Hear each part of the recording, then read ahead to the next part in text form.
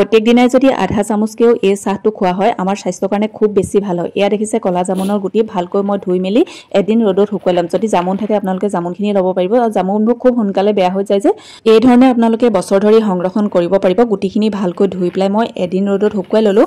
এদিন ৰ'দত শুকুৱাৰ পাছতে এইখিনি মই গুড়ি কৰি লৈছোঁ। 2-3 দিন ৰ'দত দিয়াৰ পাছত গুড়ি কৰিবলৈ অকণমান দিগদাৰ হয়, সেইটো কাৰণে এটা দিন ৰ'দত দিয়াৰ পাছতে মই গুড়ি কৰি লৈছোঁ। ভালকৈ গুড়ি হোৱা নাই আৰু 2-3 দিন ৰ'দত দিয়াৰ পাছতে মই একেবাৰে মিহি পাউডাৰ বনাই ল'ম আৰু অলপমান মই জামুনো এই ধৰণে শুকুৱাই লৈছোঁ।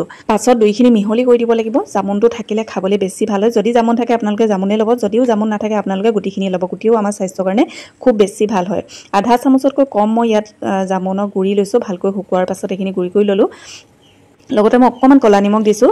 যদি আপোনালোকে অকণমান সৰু ল'ৰা ছোৱালীৰ কাৰণে দিয়ে তেতিয়া পৰিমাণটো অকণমান কমকৈ দিব আৰু ডাঙৰ মানুহে খাবৰ কাৰণে আপোনালোকে এই মানটো জোখতে ল'ব পাৰিব। অকণমান গৰম পানী দি পেলাই মই 5 মিনিটমান সময় ৰাখি দিলোঁ।